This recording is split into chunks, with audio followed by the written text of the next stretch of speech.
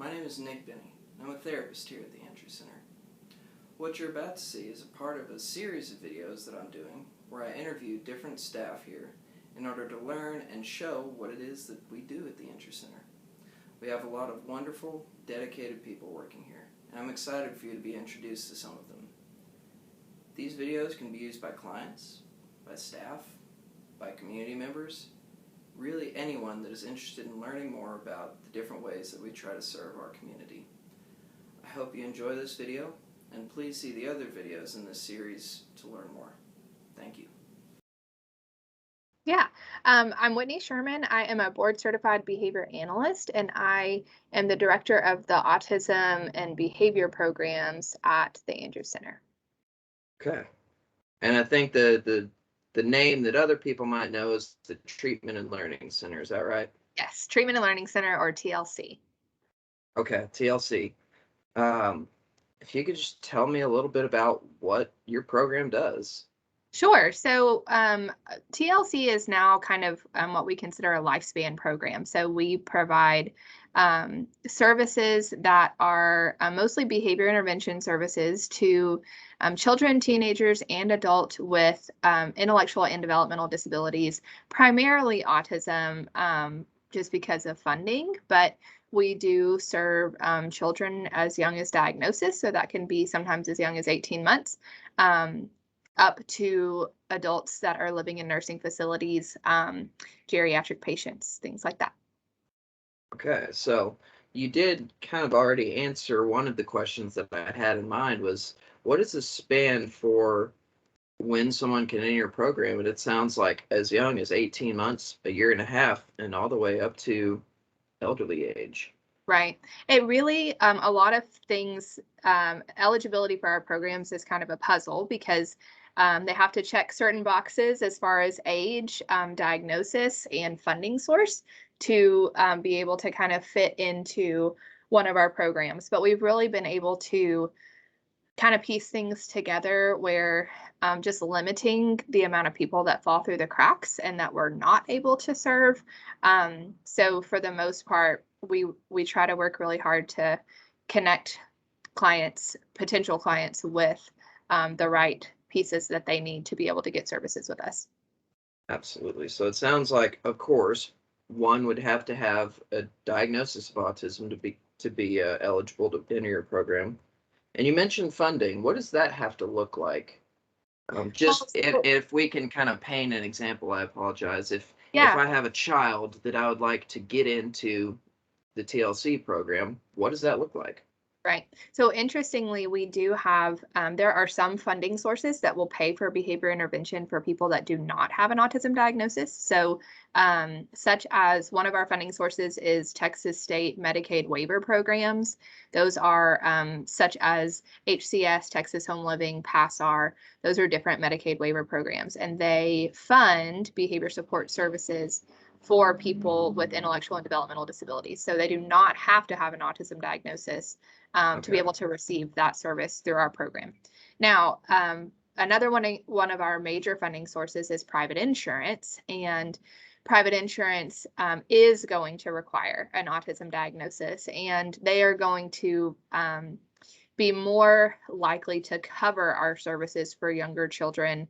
I would say children under the age of 21, but we do have some clients that are older, like early 30s, that are receiving services through private insurance.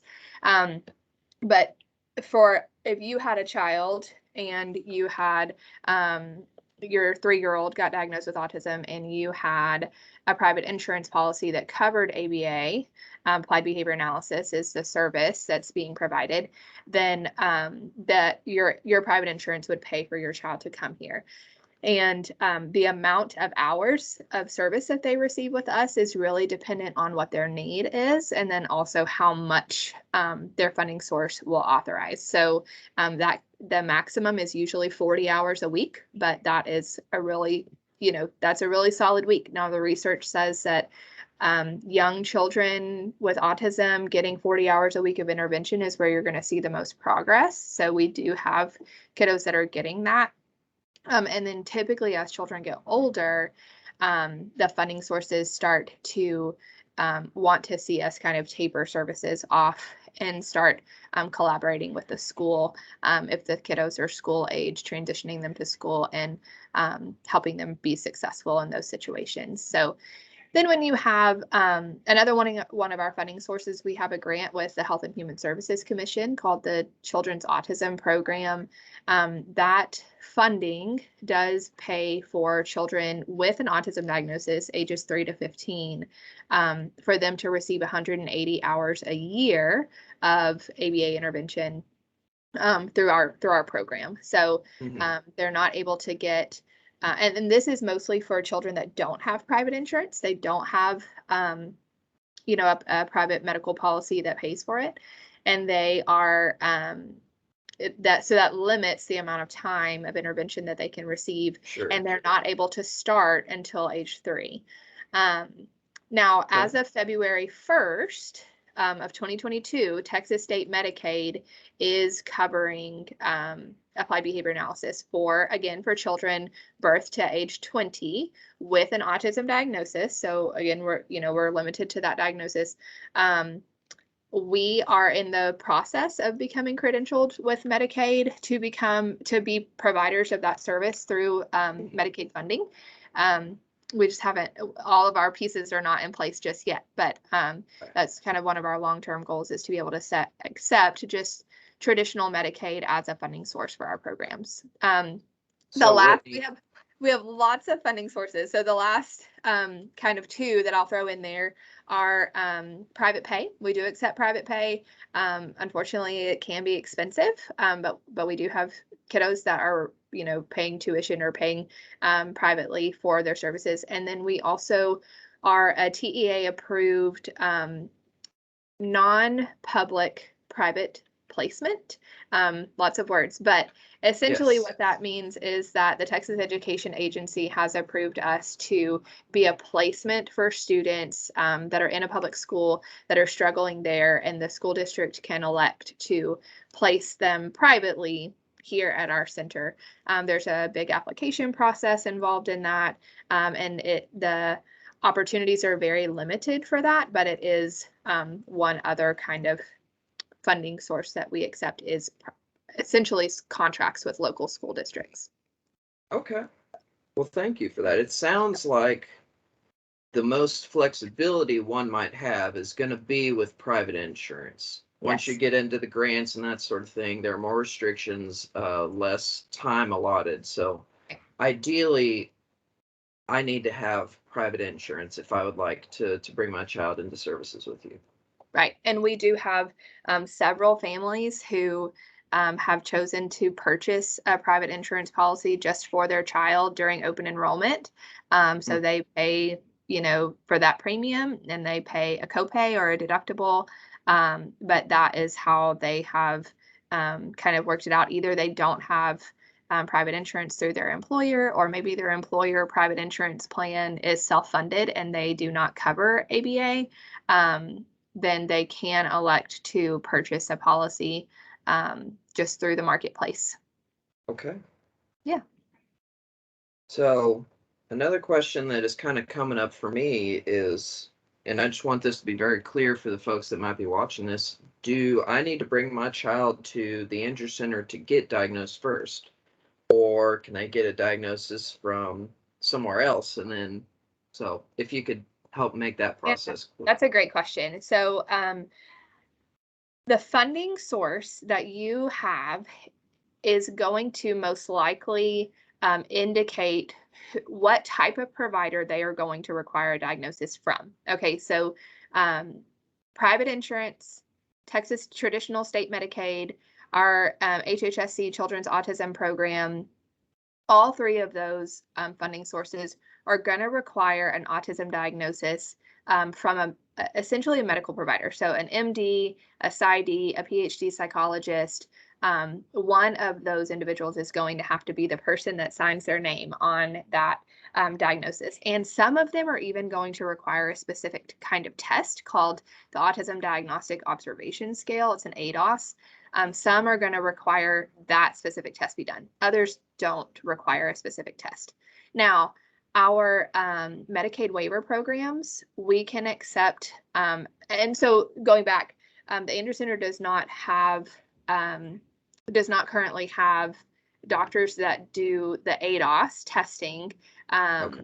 on staff. And so we do refer out for autism, like full autism evaluations. We have a list of referral sources, people that we do that do autism evaluations every day. For our Medicaid waiver programs, the Andrews Center does do like intake for IDD services, and the determination of IDD, I think it's called a DIDD, where our licensed psychologist over in the IDD department, she does do an evaluation. That is sufficient for those programs. If they already have access to that, then we don't necessarily need anything else. Now, for private pay, we don't require any kind of diagnosis. You could have a child that has ADHD, has Down syndrome, has no diagnosis at all, but is struggling with X, Y, and Z. You can pay privately with no diagnosis at all. And then for our public school placement program, it's the same thing. We don't necessarily require a specific diagnosis for that.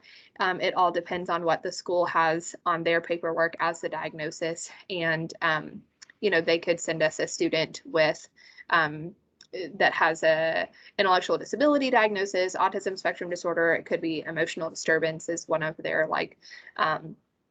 diagnosis options. So yeah, again, it all depends on funding source, like what they're going to require from you to be able to access services. Okay.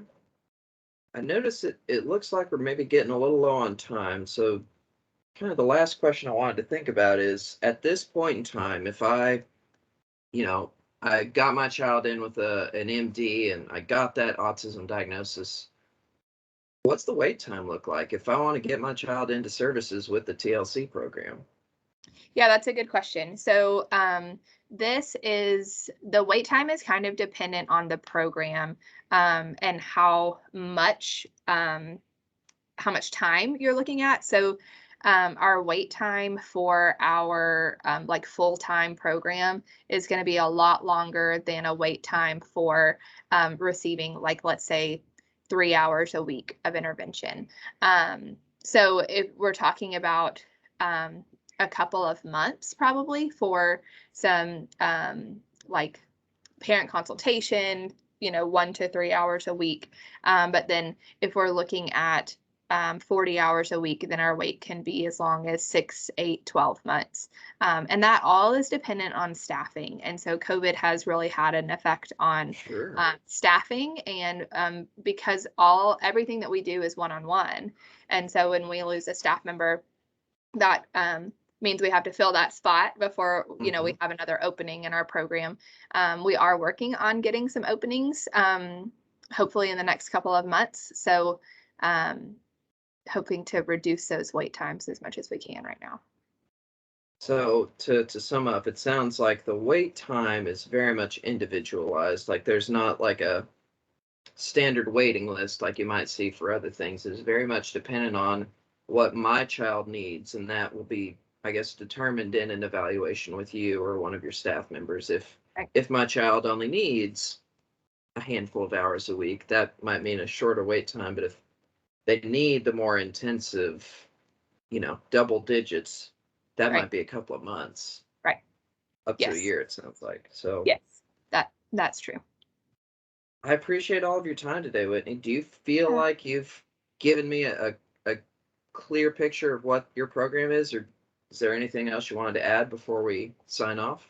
The only thing I would add, I know people often hear applied behavior analysis, they hear behavior intervention, and they often think that if their child doesn't have a significant challenging behaviors, that they might not benefit from our programs. And I mentioned a little bit about research on early intervention in young children with autism, but it's really important that people know that, especially for young children, there are so many other things that we do as far as teaching communication, social skills, daily living skills, and teaching school readiness skills. And so it's important that people not necessarily think, oh, they only treat children or individuals with severe behavior issues, although we do. We also have lots and lots of kiddos that we're serving that don't have severe behavior issues, and they are working on improving all of the other skills in their lives that they are needing some work on. Okay. I appreciate you saying that because that might not have been on my radar that even though my child isn't really severe, like really intense behaviors, they could still get help with your program. Right. Yes, that's true.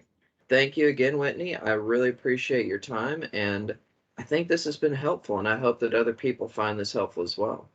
I think so too. Thank you so much. I appreciate it.